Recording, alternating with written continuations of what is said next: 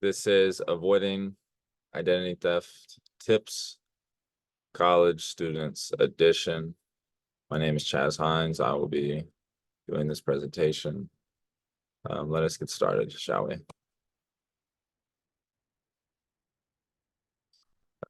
So first, we're going to talk about why it's important to practice good security behaviors. Some statistics we'll start out with to just give some more factual evidence behind what we are trying to get better at and why we should get better at it. So first, the Bureau of Justice statistics, almost 24 million people, 9% of US residents 16 and older experienced identity theft in 2021.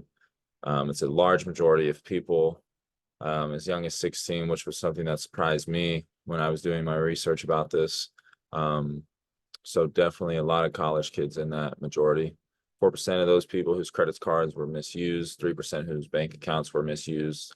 Something like this is going to happen when you're entering your credit card information into fishy websites, as well as bank account information. There are some websites nowadays that want your routing number, your bank account number, and such of those things. Identity theft can happen when it gets into those databases, and those databases potentially can, get hacked. That's a risk we take. And so that number doesn't really surprise me much there either. 59% of the victims experienced financial losses of $1 or more, totaling $16.4 billion back in 2021. There's the source where all the information is coming from, but back to the fact, totaling $16.4 billion, that is an extremely amount of money. And obviously this varies based off of the person, the particular individual, and what they have in their bank account at the time of the identity theft occurring. But, as you can see, it's, something very serious that has taken a bunch of money in 2021. And that is why, as college students transitioning into the real world, I will explain to you why it is so important. I'll go over 4 key steps that I think are critical in practicing good internet security and avoiding identity theft. First, we're going to talk about securing your personal data. As I was saying previously, with the fishy websites and your bank account numbers, there are some tips should be to be cautious with personal information. Social security numbers, bank account numbers, credit card numbers, all of these things can get implemented into websites. And especially nowadays with sort of the convenience era of society that we are in right now, we tend to save all of those in the websites, which can be very crucial, very critical mistakes that we make just purely out of laziness and wanting the most convenience for us when we go back to that website. And that is something that, maybe you should hold off on and be more secure. The third and final one is avoid sharing this information over unsecure Wi-Fi networks or unfamiliar websites. This one to me was kind of eye-opening. I never really thought of the Wi-Fi networks. Those are the likes of, your Starbucks and your McDonald's, maybe your Xfinity's, the local giant Wi-Fi corporations that, everybody goes to get free Wi-Fi, and your phone automatically hooks up when you go into a building. Those sorts of Wi-Fi networks can be very susceptible to being hacked and your information being downloaded off of. So it's very important that you tend to stay away from those habits while you are in those places. As we continue to number 2, it is critical to remember it is critical to remember to check your accounts frequently. And this is something that I personally have had to start trying to do more of. Just with coming older now, you want to make sure that, one, with all the monthly subscription things, that is off topic, but, it is important to be on top of your bank statements, because that is where I fell, victim to not only identity fraud, that, identity theft that can get you in trouble there. But so it is critical to remember, stay up to date with bank statements and credit card reports. You should always be checking these daily, especially weekly, at least at the minimum. So you can be paying off credit cards, so you can be checking credit card reports, bank statements. College kids, we can be very busy, we can be very forgetful. You go out one night, you drop your credit card, and 4 days later you check and somebody's ran it up. That is why it's completely, on your end of the responsibility to check these things at all times every day, so you're not getting caught with random transactions that you're unaware of that are just taking money from you. Second, the final one is alerts for unfamiliar transactions, notifications on purchases. I just think overall this is smart. You should always be getting sent notifications of transactions that are going through your bank statements. Even if it can get annoying at times with the constant notifications, there will be a time and point where you do get a notification that you don't notice, and that could be the one ultimately that could be thousands of dollars or hundreds of dollars. And since you have your notifications on, you're being vigilant. College students, we are all on our phones. We're very tech savvy generation, the first generation to really be extremely familiar and to, quite frankly, grow up with this technology. We should be having our notifications on and be very vigilant at all times. We'll go on to the third one. So number 3 I have is password management. Now, if you're like me, college student, I feel like I tend to change my password about once a month, and not because I'm doing it for security reasons. Now, is it helping me? Probably in the long run.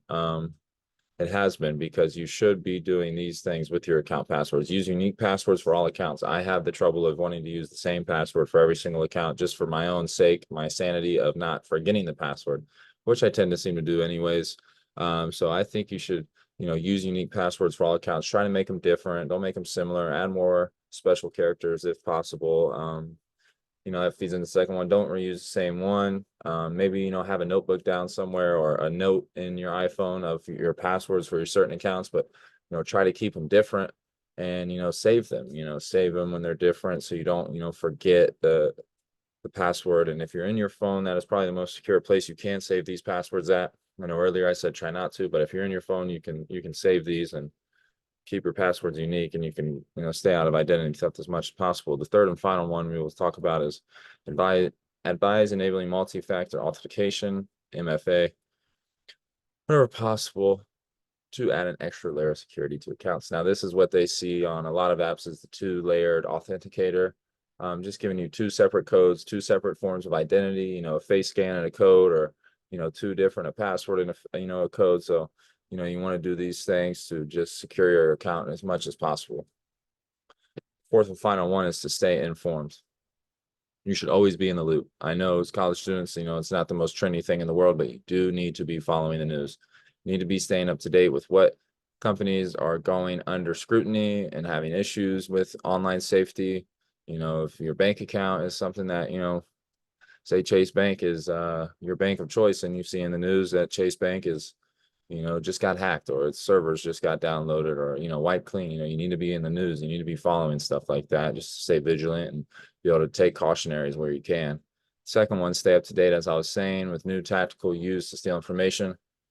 You need to be aware of how they will be getting your information. Back in the day when internet was going on, they would catch people with ads and, on the side of the websites, or they promise you cheap shoes, cheap athletic shoes for $30, and you got to enter your bank account information, and it's going to take 2 weeks to get there, and then boom, they got your credit card information, they got your identity, and identity theft is taking place. So that's what you need to do, though. You need to be staying up to date with new tactics, how they're doing it, whether it be through email, through text, through calls, anything. You need to be up to date and vigilant to what they are doing to steal your information, so you do not fall into their traps and schemes. Finally, the third and final one on the last step will be to do online searches of companies you're on the fence on about entering your personal data. Now, this is a big one because people can be trying to get, the most for their dollar when they're online, whether it be for clothes, for jerseys, for shoes. And you need to be really safe and careful when you are online, because this third one tends to be the one that gets people the most in this stay informed section. Is just you're trying to save money. You see internet sites where you can get clothes that look really nice and just like the really expensive ones, but you can get them for $15. You can get them for $10, and you go and you enter your PayPal information, and the next thing you know, 3 days later, somebody has your PayPal and they've charged $1,000 to it. You really need to be vigilant, and you need to be aware of these companies you're entering your data to. If it's not something you feel that's very secure, a very common, a very popular one that has not had any trouble, then you should be doing your research and your due diligence on making sure that the information you're putting into the website is going to indeed be safe. So those are my 4 steps. As college students, please feel free, to leave me any questions. Please let me know, leave them down below. I know this video will be on YouTube, so, leave it into the comments section.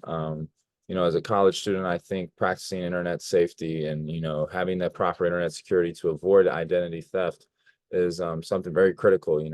We're going out into the workplace, some sooner than others. And, you do not want your valuable information to be tampered with, especially when you're on a very development part of your life and are hopefully trying to make the next steps into becoming an adult, whether it be financially or relationship wise or any circumstance. The last thing you need to interrupt that progress is identity theft and that getting taken and potential bank accounts being tampered with and credit cards and savings accounts being tampered with. So you need to practice those 4 steps. Secure your data, check accounts frequently. Also be very, very aware of your password management, be smart about that, and finally to stay informed. So again, guys, thank you for watching. I hope you have learned something from this presentation, college students. I hope you've taken notes, you've practiced good note taking, and I hope you can learn and take something away from this. So thank you for watching. Again, please let me know if you have any questions, and that is all. Thank you.